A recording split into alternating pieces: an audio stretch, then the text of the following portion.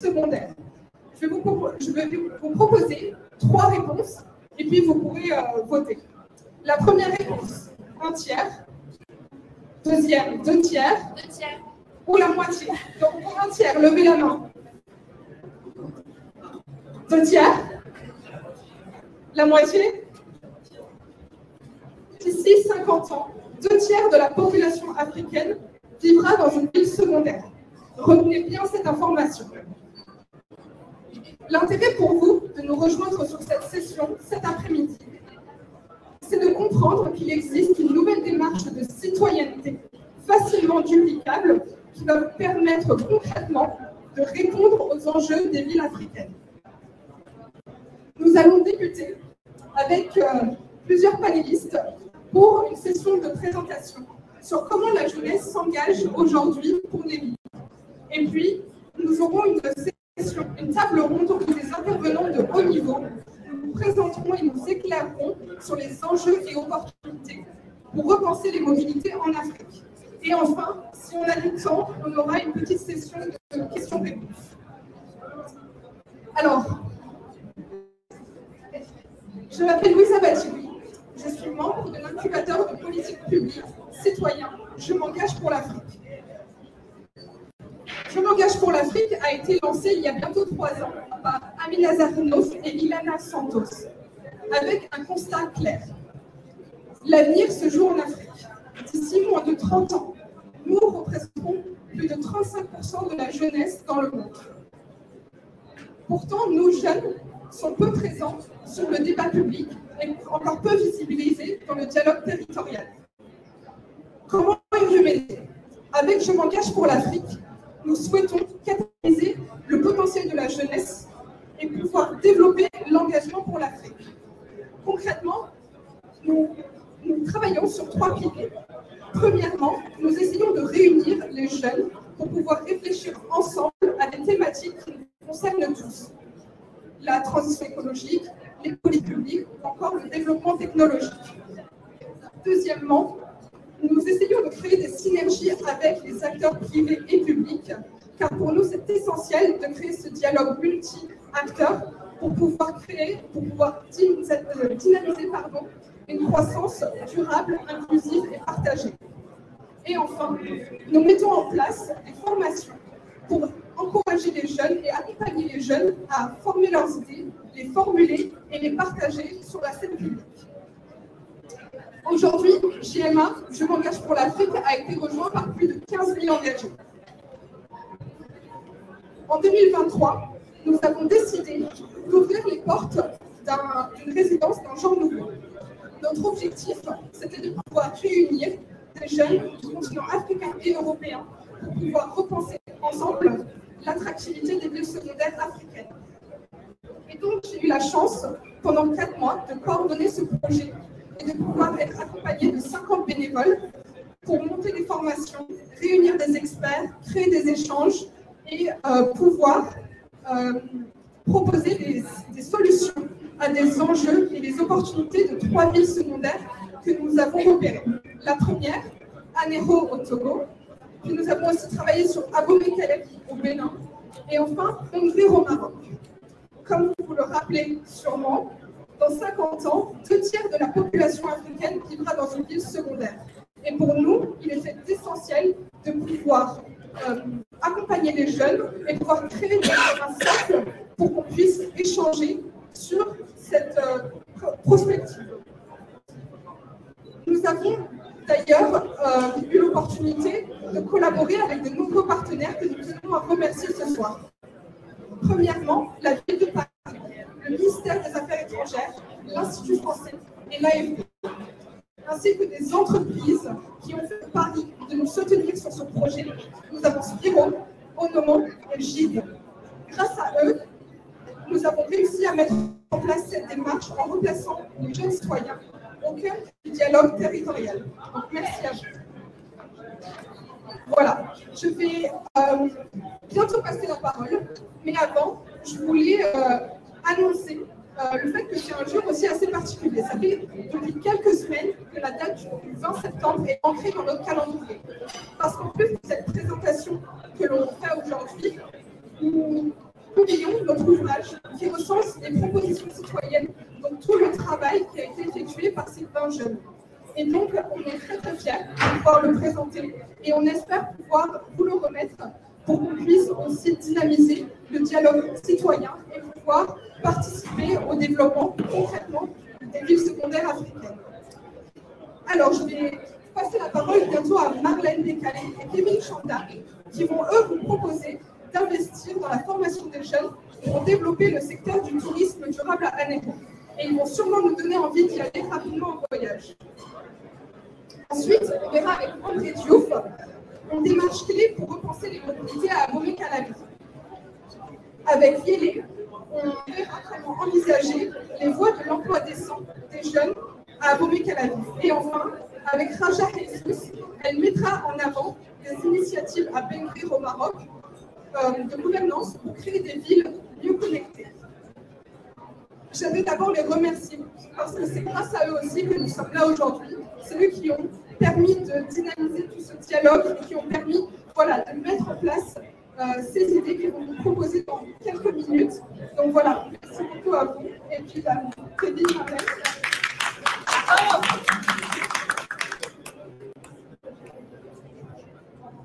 Merci beaucoup, Louisa. Bonjour à tous. Je suis vraiment très heureuse de pouvoir être avec vous aujourd'hui. Je suis Marlène Décalé, consultante en affaires publiques. Alors, avant de commencer, j'aimerais vous raconter une petite histoire. Donc, il n'y a pas si longtemps, j'étais en vacances avec ma mère, on était aux îles Canaries, et on était dans un hôtel qui offrait un service exceptionnel. Et à ce moment, je me suis dit, seulement je pouvais retrouver cette qualité partout ailleurs. Mais juste après, j'ai culpabilisé parce que je me suis dit, en tant que citoyenne engagée, pourquoi est-ce que je suis allée aussi loin pour mes vacances alors qu'il y a des régions aux alentours qui renferment un potentiel touristique encore plus grand? Parce que oui, nos régions, elles regorgent de richesses culturelles et naturelles largement inexploitées, donc qui pourraient faire venir n'importe quel voyageur du monde entier, et surtout qui pourraient pallier au problème du chômage et donc contribuer à l'emploi de tous les jeunes. Et voilà. Le problème, il est complexe. Il est complexe parce qu'il implique d'atteindre un certain standard de qualité d'accueil qui lui-même nécessite la formation massive des jeunes et qui, à son tour, demandera structure et investissement. Et si ce défi perdure jusqu'à aujourd'hui, c'est parce que les solutions qui ont été proposées pour concilier chômage des jeunes et potentiel inexploité, ces solutions se sont avérées inefficaces, inadaptées. Donc on peut se demander, n'est-ce pas Kevin, on peut se demander dans quelle mesure est-ce qu'on arriverait donc à transformer ce défi complexe en une opportunité d'avenir. Merci Marlène. Alors pour répondre à la question, il convient de noter que l'Afrique est sans doute sur les 5 continents celui qui propose à toute personne intéressée par la découverte et le dépaysement un cocktail de perception et d'images sensationnelles. Pour cela, pour répondre à la question posée par Marlène, il faut un standard d'accueil particulier. Et quelle est notre solution? C'est sans doute la formation des jeunes. La formation des jeunes qui passe par la création d'un centre de formation au métier de l'hôtellerie et du tourisme, ce qui aura pour conséquence, premièrement, de les former de manière à ce qu'ils puissent être suffisamment aguerris et qu'ils puissent répondre aux questions des touristes. Deuxièmement, qu'ils soient sensibilisés à la question de l'environnement. Et troisièmement, qu'ils puissent être encouragés à la protection du patrimoine local. Car notons-le, les villes secondaires ont ceci de particulier de proposer un cadre, surtout un environnement culturel qu'on ne retrouve pas dans les grandes villes. Pour résultat, donc, nous aurons sans doute aussi la baisse du chômage avec la création de cette école, mais nous aurons également le développement économique local. Si on prend des villes comme Ziguinchor au Sénégal, Assinimafia en Côte d'Ivoire, Kribi au Cameroun ou Port-Gentil au Gabon, nous verrons que la solution que nous proposons peut être réplicable dans ces différentes villes-là, puisque des acteurs, en particulier au Togo, comme Marlène l'a mentionné, à Anéo, sont intéressés par ce que nous proposons. Nous pensons ici à la commune d'Anéo et aux établissements hôteliers Onomo, qui sont bien sûr nos interlocuteurs particuliers avec lesquels nous avons travaillé. Notre travail au cours de ces 3 mois est parti d'un constat et nous sommes fiers aujourd'hui de vous proposer nos solutions. C'était pour vous, Marlène Bécalé.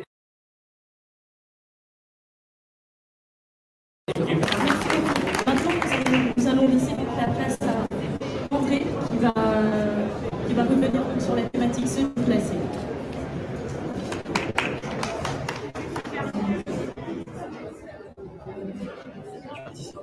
Bonjour à tous et à tous. Je suis André Diouf, je suis senior consultant à EY, Paris, et je fais partie du groupe Se Déplacer de JMA. Je vous propose d'abord de commencer par regarder une image. Alors, qu'est-ce qu'on voit dans cette image? On voit d'abord un jeune homme dans le désert qui meurt de soif. Ensuite, il boit. Et après, il est plein d'énergie, rigoré, prêt à courir dans le désert. C'est une bonne publicité, donc. Le problème, c'est que ce n'est pas une bonne publicité partout. Pourquoi? Parce qu'il y a beaucoup d'endroits dans le monde où la lecture se fait de droite à gauche et non pas de gauche à droite. Dans plusieurs pays de langue arabe, par exemple, on lit de droite à gauche et non pas de gauche à droite. C'est une métaphore, bien entendu. Mais ça nous montre combien il est dangereux de regarder l'Afrique avec un prisme occidental. Ça nous montre que suggérer des politiques publiques, suggérer des solutions sans tenir compte des réalités locales est la meilleure manière de se tromper. Et cet effort d'ancrage dans les réalités locales, c'est aussi ce qui caractérise notre démarche JMA. Et cette démarche nous a amené à proposer un projet pour la ville d'Abomey-Calavi. Abomey-Calavi est une ville au sud du Bénin, en bordure de l'océan Atlantique, qui a de nombreux atouts, mais qui est aussi confrontée à de nombreux défis. Des défis notamment de mobilité durable. Des défis qui concernent donc la congestion du trafic routier. Qui dit congestion dit aussi pollution. Des défis d'accès à l'électricité, des défis d'accès aux données. Pour proposer des solutions à cela, nous avons pensé un système, mais nous avons été challengés par des experts, des professionnels des systèmes d'information, de la géographie, de l'urbanisme. Dans notre groupe, il y avait également des professionnels. Donc l'expertise et l'expérience de ces personnes qui viennent de divers horizons a permis aussi de confronter, de challenger notre projet. Notre projet consiste donc en un système d'information géographique, c'est-à-dire un système qui peut être logé dans la commune d'Abomey-Calavi, dans la collectivité. C'est un système qui est destiné à collecter des données. Par exemple, savoir dans quel sens se font les déplacements, qui se déplace, par quel moyen de transport, par moto, par voiture, où se produisent le plus souvent les accidents. C'est un système qui peut être aussi lié à des applications téléphoniques. Chacun a un smartphone et chacun pourra, par exemple, signaler des événements, signaler un dépôt d'ordures sauvages, signaler un endroit où il y a un accident, de sorte que ceux qui ont l'application puissent voir où sont les événements et, le cas échéant, contourner pour emprunter d'autres chemins. Ce système, il est d'autant plus intéressant que non seulement il est très simple, ça fonctionne très facilement, il faut un logiciel et un géographe pour que ça fonctionne, mais c'est d'autant plus simple que c'est duplicable partout, applicable partout, partout où les enjeux sont les mêmes. L'expérience a prouvé que ça fonctionne. Ça fonctionne par exemple en Afrique du Sud, dans la ville du Cap et dans la ville de Durban, de tels systèmes d'information géographique concernant les mobilités, mais aussi concernant d'autres services publics comme l'eau, l'assainissement, y ont fonctionné. Ça a fonctionné par exemple dans la ville d'Accra au Ghana pour la géolocalisation. Ça a fonctionné par exemple dans la ville de Kibera, qui est une ville secondaire au Kenya. Donc ça fonctionne et c'est duplicable partout dans ces territoires puisque les enjeux sont les mêmes. Nous avons donc proposé une solution qui est un outil d'aide à la décision, un outil qui va aider les décideurs, le conseil municipal, les maires, à orienter leurs décisions, à sécuriser leurs décisions et à prendre en compte les réalités locales, avec l'ensemble des données qui seront croisées. Nous espérons donc que c'est une solution, et l'expérience l'a prouvé encore une fois, qui s'avérera productive et efficace pour les territoires. Je vous remercie. À présent, je vais laisser la parole à Yélé, qui nous présentera son projet.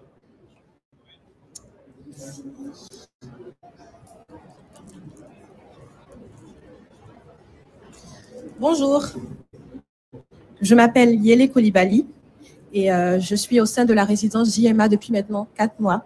J'ai pris plaisir à travailler sur la problématique vivre au sein des villes secondaires. Commençons par un chiffre. Entre 10 et 12 millions de jeunes arrivent chaque année sur le marché de l'emploi en Afrique, mais seulement 3 millions d'emplois stables, formels sont créés. C'est clair, il n'y a pas assez d'emplois pour tout le monde. C'est la première facette du problème.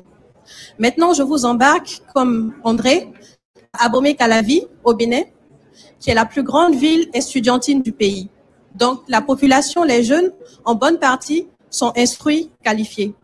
Et pourtant, le taux d'installation professionnelle n'est que de 2%. 2%.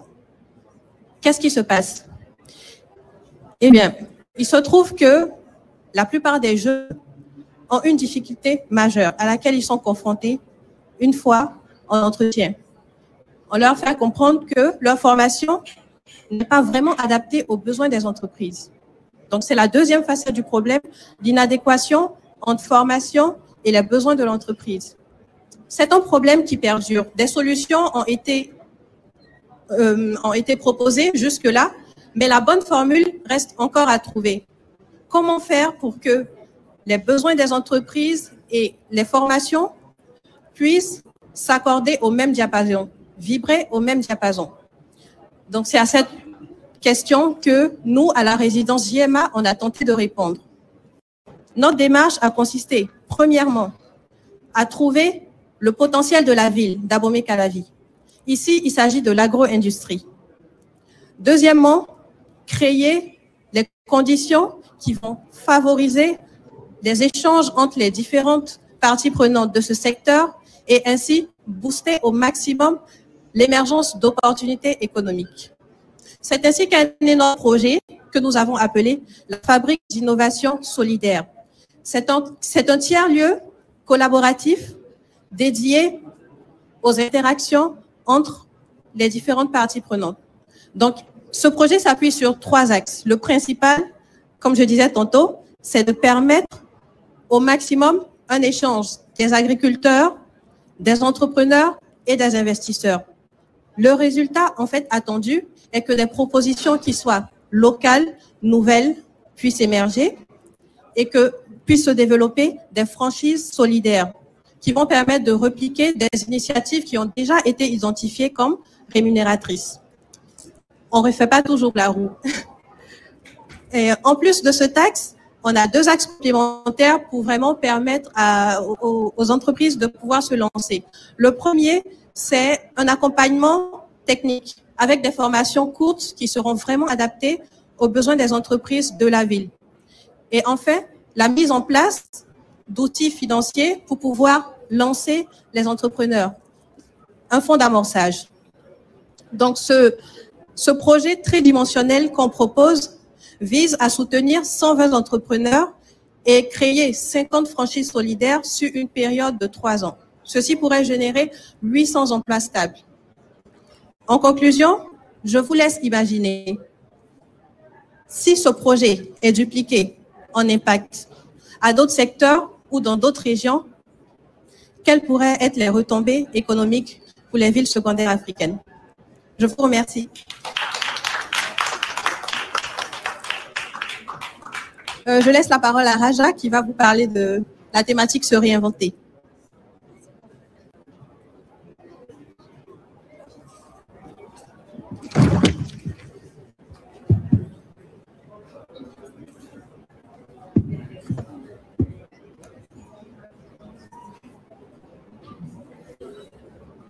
Bonjour tout le monde. Donc tout d'abord, je tiens à remercier chaleureusement JMA pour cette très belle opportunité d'être ici. Donc déjà pour aller directement au vif du sujet, comme nous le savons tous, faire collaborer plusieurs acteurs de la ville pose plusieurs défis. C'est aussi le cas quand il s'agit de mobiliser un grand nombre de citoyens dans la planification et la prise de décision dans les questions liées au développement de nos villes. Imaginons qu'on est en face d'un nouveau projet de développement et que nous souhaitons avoir l'avis de 10 000 habitants qui seront directement impactés par ce nouveau projet, et ce, dans un temps très limité. Eh bien, en tant qu'architecte urbaniste, je suis moi-même concernée par cette question-là. Et pour résoudre ce problème, nous devons absolument dépasser deux grands obstacles, notamment de rendre accessible et de simplifier au maximum la communication entre les différents acteurs, mais également la concertation avec les citoyens. Cette fois-ci, je vous fais voyager vers la ville de Bingiri au Maroc. Cette ville compte à peu près 100 000 habitants et compte plusieurs projets de développement qui sont en cours, mais aussi qui seront aussi bientôt planifiés. Eh bien, dans cette ville-là, figurez-vous que 4 jeunes sur 10 souffrent d'un manque d'accès aux opportunités. Et ce chiffre-là, uniquement ce chiffre, démontre la complexité et l'ampleur de ce défi. Et avec l'équipe JMA, nous avons essayé de relever ce défi. Donc, l'initiative que nous avons lancée consiste à mettre en place un nouvel outil de gouvernance qui soit...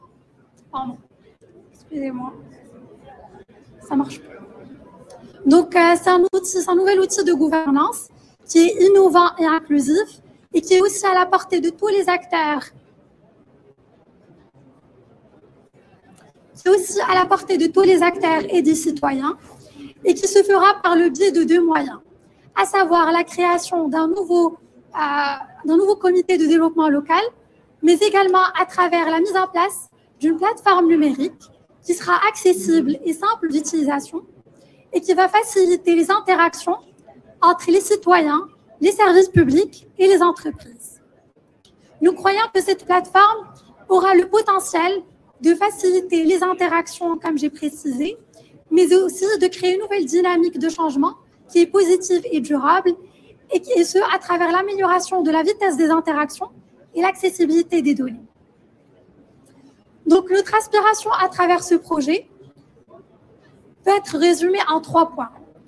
D'abord, il s'agit de mettre l'innovation au service de l'inclusion sociale, d'encourager la participation citoyenne et enfin de créer de nouvelles synergies entre les différents acteurs et les citoyens autour d'événements et de rencontres sur les thématiques clés du développement de nos villes.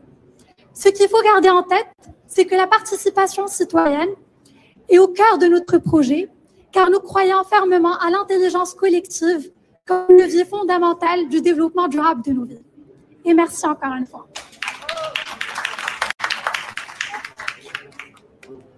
Maintenant, je donne la parole à Kathleen. Merci, bonjour à tous. Je vous propose de réapplaudir Raja, Marlène, Kevin, André, Yélé. Merci à vous pour ces beaux projets et ces belles propositions d'avenir. Vous l'avez compris avec ces pitchs. Je m'engage pour l'Afrique, c'est une association de jeunes qui est motivée pour entamer une nouvelle démarche de citoyenneté facilement duplicable. Donc, si vous avez des projets, n'hésitez pas à venir nous voir. On est prêts et on est encore une fois motivés pour mettre à profit nos expertises pour vos projets. Voilà, donc je vous remercie. On va passer maintenant à la table ronde. On a la chance d'avoir avec nous des experts de très, très haut niveau. Je commence par un des leaders dans le champ de la mobilité électrique. Merci d'accueillir Jules Samin. On a aussi avec nous le directeur de CETEC International, cabinet d'études spécialisées dans les projets de transport, Alain Bloch. Malheureusement, il n'a pas pu être avec nous aujourd'hui, mais je le cite quand même, Franck Opeka, président de la communauté de communes du Plateau du Bénin. Donc, il n'est pas avec nous aujourd'hui, mais je vous propose de l'applaudir. Et enfin, on va réaccueillir sur scène André Diouf, consultant senior en finances publiques chez EY et résident Je m'engage pour l'Afrique. qui est là. Sans plus tarder, commençons.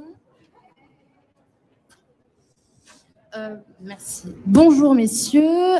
On commence avec vous, monsieur Samin. Vous êtes donc CEO de Pispiro, l'un des leaders dans le champ des mobilités électriques en Afrique. Alors, on le sait, l'électrique se dresse comme une véritable alternative dans le champ des mobilités. En revanche, l'enjeu de l'électrification, il reste entier. Comment vous, en tant qu'acteur dans ce domaine, vous contribuez à rendre plus accessible la mobilité électrique? Merci beaucoup. Merci de m'avoir invité à cet intéressant forum. Nous, c'est Spiro, comme vous l'avez dit, on a démarré nos activités à peu près il y a un peu moins de 2 ans, notamment au Togo, au Bénin, mais on a très vite développé également les mêmes activités au Rwanda et au Kenya. Bien évidemment, pour pouvoir faire de la mobilité électrique, comme ça se dit, c'est l'électricité, il faut qu'on s'assure qu'effectivement, il y a une stabilité dans le secteur sur le circuit électrique.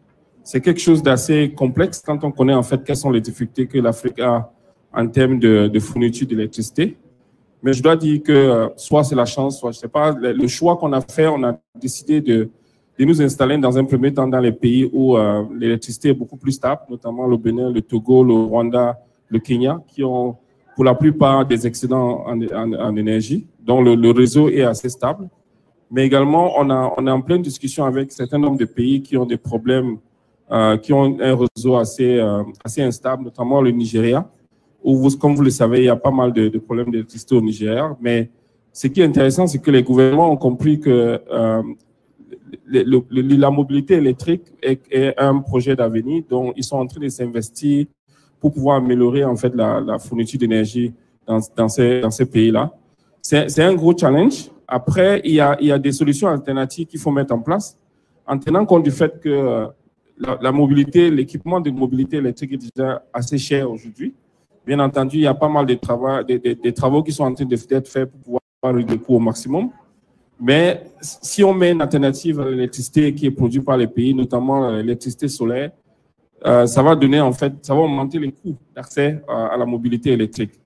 Donc nous, pour le moment, on essaie de travailler très rapproché avec les gouvernements pour pouvoir améliorer en fait l'offre énergétique dans chaque pays.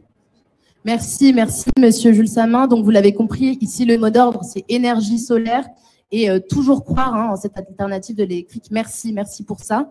On continue avec vous, Monsieur Bloch. Donc en tant qu'acteur de référence dans le domaine des études et d'évaluation de projets de transport, vous avez élaboré un modèle multimodal sur le périmètre de l'agglomération de Dakar.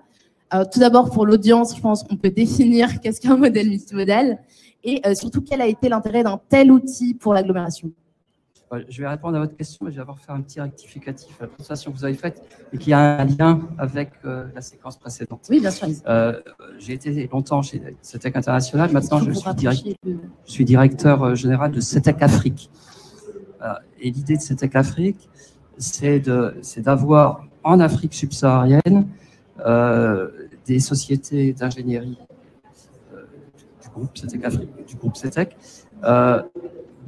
travaillant avec du personnel local. On recrute là, depuis 3 ans de nombreux jeunes ingénieurs sénégalais, ivoiriens, camerounais, gabonais, etc. Donc, à la question du chômage, de l'emploi et je pense que c'est important d'avoir sur le continent une ingénierie de qualité qui travaille avec, en grande partie, pas seulement, ça se fait en liaison avec les sociétés françaises du groupe, mais d'essayer de faire de la production locale sur tous les sujets qui sont la mobilité, le transport, mais également l'eau ou l'énergie. Voilà. Alors, je viens à votre question. Je viens à votre question, c'est mieux là. Alors d'abord, qu'est-ce que c'est qu'un modèle multimodal de déplacement? Donc vous avez utilisé le terme, c'est un outil d'aide à la décision. Donc c'est une schématisation de l'ensemble des déplacements sur l'ensemble des réseaux de transport d'une agglomération donnée. Donc c'est un outil mathématique, mais qui doit reposer sur beaucoup de données les plus fiables possibles. Si on n'a pas des bonnes données, il n'y a pas de bon modèle. Il n'y a pas de bon modèle. Qui doit d'abord reconstituer la réalité. Donc, où sont les flux, sur quel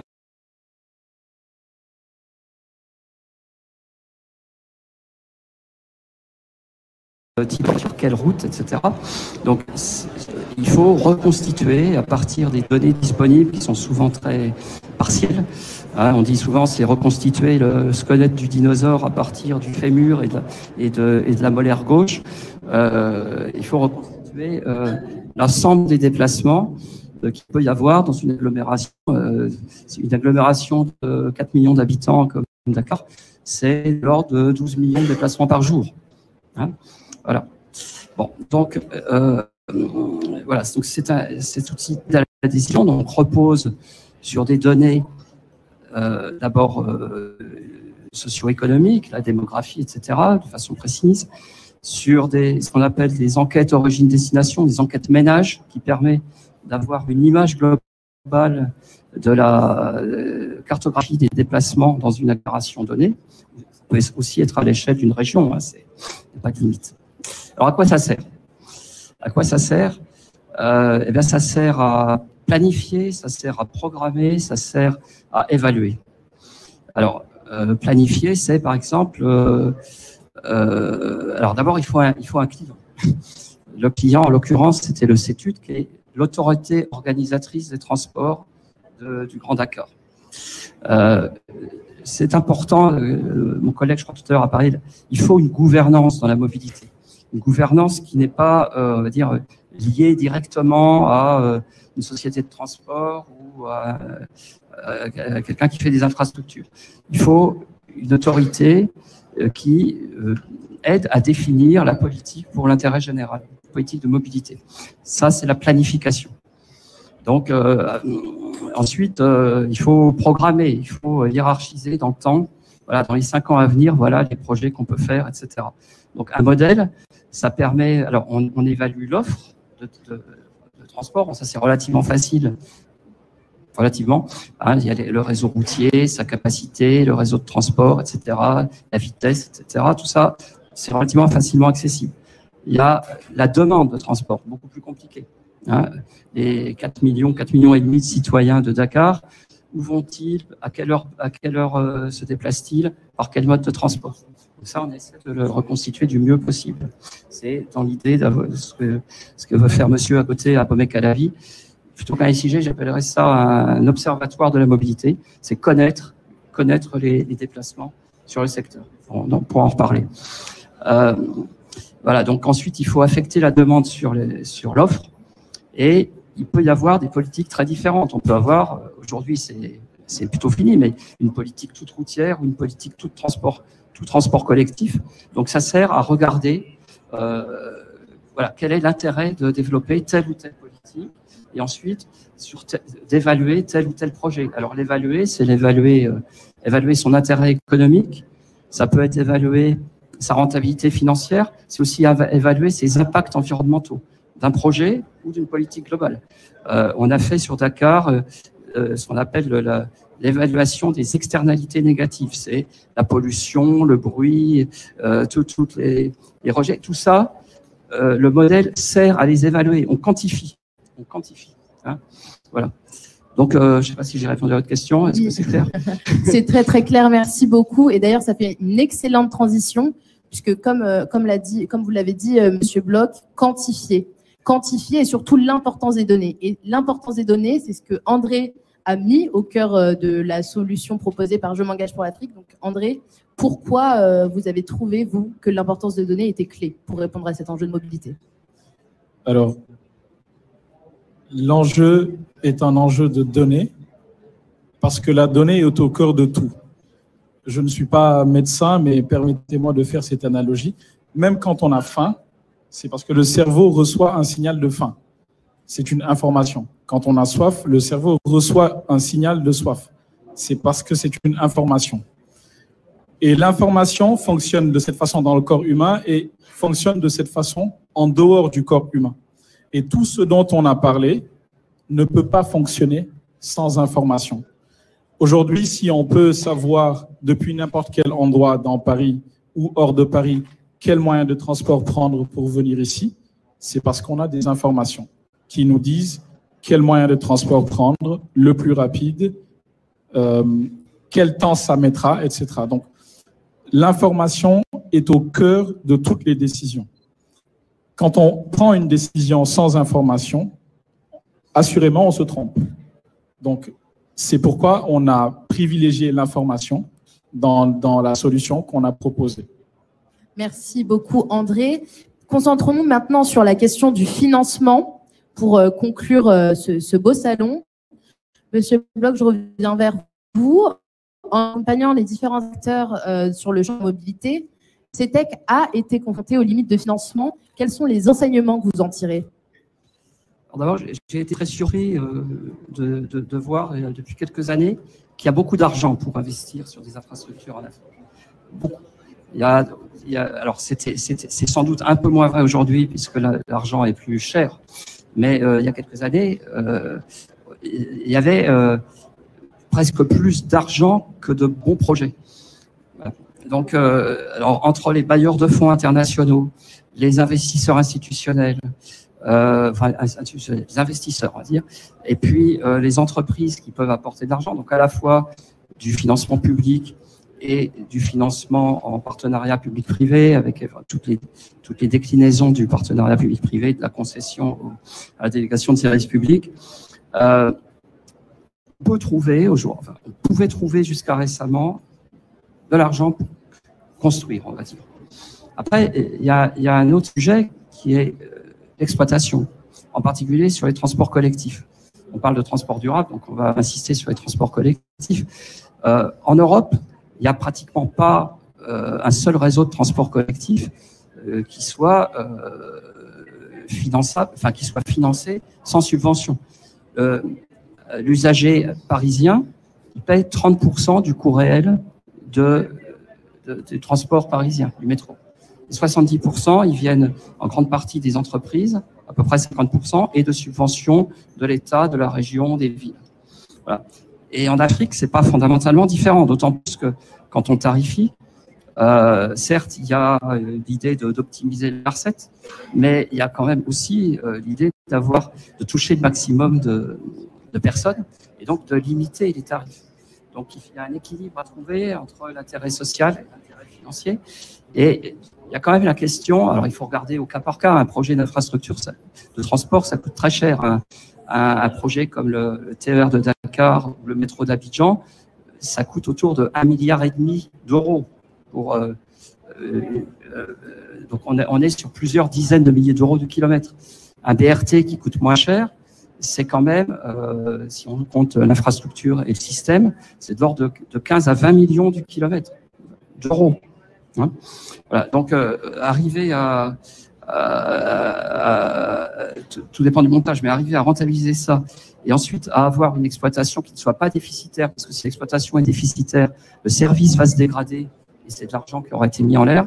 C'est quelque chose de compliqué et les bailleurs de fonds, malheureusement, je ne connais pas de bailleurs de fonds aujourd'hui qui veuillent subventionner l'exploitation de transport collectif. Donc c'est aux États, c'est aux États de trouver des solutions.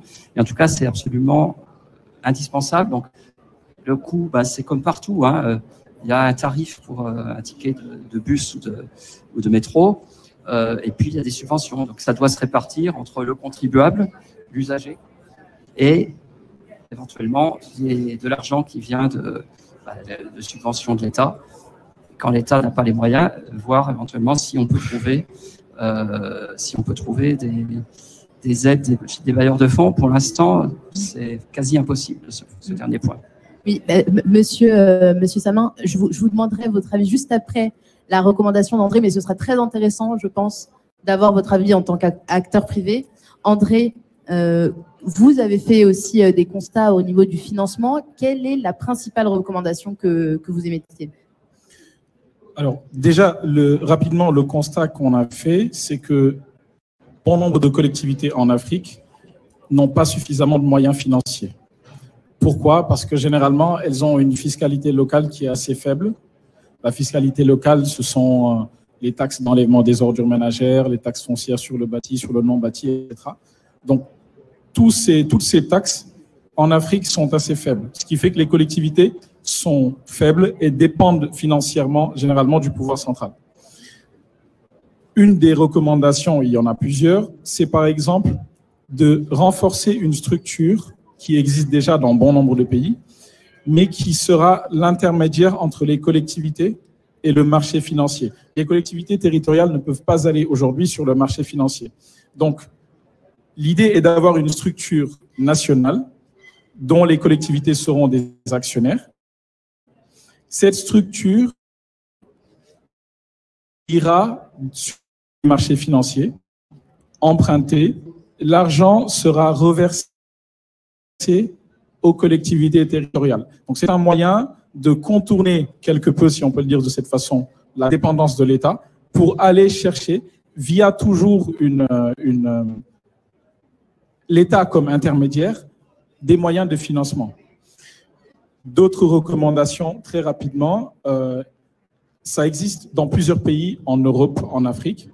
C'est un enjeu de financement des projets durables. Il peut être intéressant aujourd'hui de financer, par exemple, de la rénovation d'infrastructures.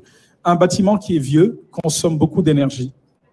Si on le rénove sur 20 ans, 30 ans, 40 ans, il peut y avoir beaucoup d'économies qui sont faites sur l'énergie. Et ça rejoint l'exigence de développement durable qui impacte tous les territoires. Donc, c'est ce type de recommandations, il y en a plusieurs, mais que nous avons formulées. Merci beaucoup, André. Et pour conclure cet échange, on va conclure avec vous, Monsieur Samin. Vous représentez un peu le secteur privé opérationnel. Que pensez-vous de cette question du financement? Vous qui allez vous financer et qui avez besoin de financement, quels sont les enjeux qui vous concernent et quels sont les éléments de sensibilisation que vous avez pour nous aujourd'hui? Bon, après, comme il venait de dire, hein, il y a énormément de financement en fait sur le marché, que ce soit sur le marché local africain, que ce soit auprès des DFI sur le marché international. La question de la qualité du projet est importante parce qu'après, on peut avoir toutes les idées de projet qu'on a, mais on n'a pas structuré le projet de manière à attirer les investisseurs. Nous, à Spiro, on a levé 65 millions de dollars il y a cela 2 mois pour une entreprise. Bravo, je pense qu'on peut applaudir ça. 65 millions de dollars. Oui, on a fait 65 millions de dollars pour une entreprise qui a démarré, ça fait moins de 2 ans. Nous avons injecté à peu près 65 millions de dollars en termes d'equity dans l'entreprise pour développer le secteur de la mobilité électrique qui est tout à fait nouveau sur le marché africain.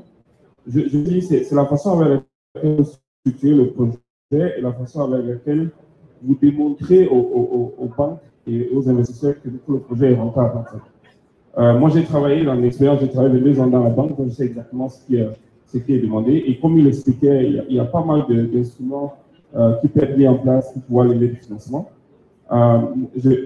Et je dis encore, il y a beaucoup de financement. Il faut simplement savoir comment est-ce qu'on structure son projet pour pouvoir y aller. Merci beaucoup, messieurs. Je pense qu'on peut les applaudir.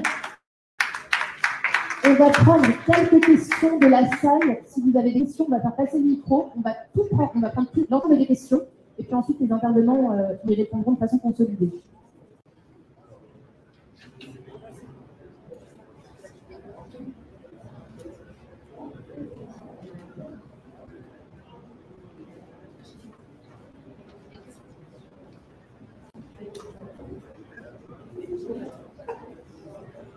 Oui, bonjour, je travaille également pour la société CETEC et j'avais une question pour le directeur général de Spiro qui concerne la convergence dans les stratégies d'électromobilité entre ce que peut être une stratégie sur les 2 roues, 3 roues, 4 roues dans la ville et les projets plus larges des États ou des villes pour déployer des bus électriques, par exemple. Quel type de convergence, de synergie pourriez-vous envisager avec les planificateurs publics quand on a un acteur comme vous du privé et qui se bâtit avec des mécanismes purement capitalistiques? Écoutez, je pense que pour faire de la mobilité électrique, on ne peut pas faire de la mobilité électrique uniquement dans l'esprit du secteur privé, parce que l'État a énormément de rôle à jouer pour que cette activité mobilité électrique puisse marcher. On a parlé tout à l'heure de l'électricité. Il y a également un certain nombre de taxes, d'avantages qu'il faut avoir au niveau des taxes pour pouvoir faire de la mobilité électrique. Et nous, on discute dans un certain nombre de pays, on discute avec le gouvernement pour voir comment est-ce qu'on peut faire un peu plus que les 2 roues qu'on fait aujourd'hui, c'est-à-dire faire des bus pour les transports publics. Il y a des pays comme le Nigeria qui ont besoin de ce type de véhicules pour pouvoir vraiment faire fonctionner le pays. Et c'est quelque chose qu'on est en train de discuter avec les Nigériens pour voir comment on peut faire. Et je pense qu'ils ont très avancé en fait dans l'idée de ce qu'ils veulent faire. Et ça ne va pas tarder à se mettre en place.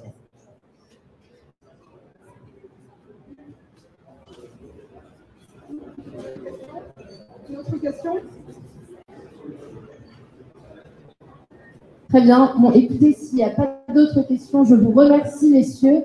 Merci beaucoup à vous tous, en particulier à une personne qui est la cofondatrice de Je m'engage pour l'Afrique, Ileana Santos. Donc, je vous demande de l'applaudir très fort. Qui est l'organisatrice de cette table ronde. Merci beaucoup à tous. N'hésitez pas à nous rejoindre sur nos réseaux sociaux et à venir nous rencontrer. On a un petit pitch comme ceci. Je le montre bien pour que tout le monde le voit. On est à votre disposition. On vous souhaite une très bonne fin de journée et un bon salon.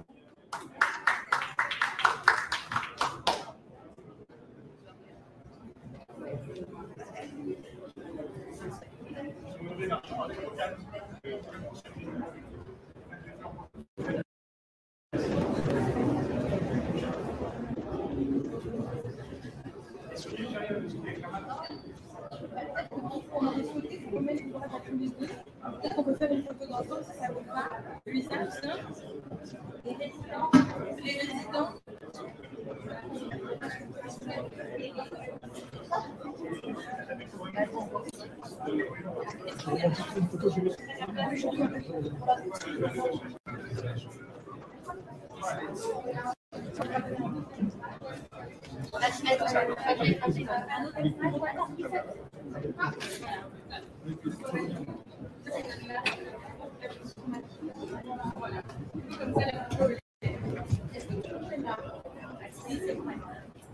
Voilà, on remet officiellement le fruit de notre travail.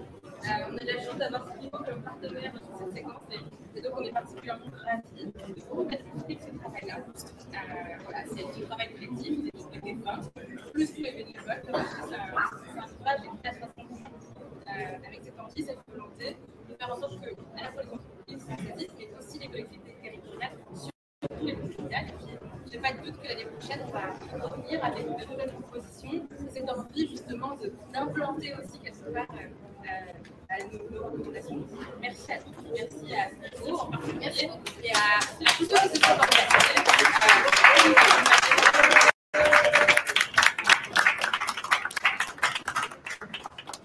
Merci à toute l'équipe qui sont accompagnés au pitch et voilà. Merci à vous.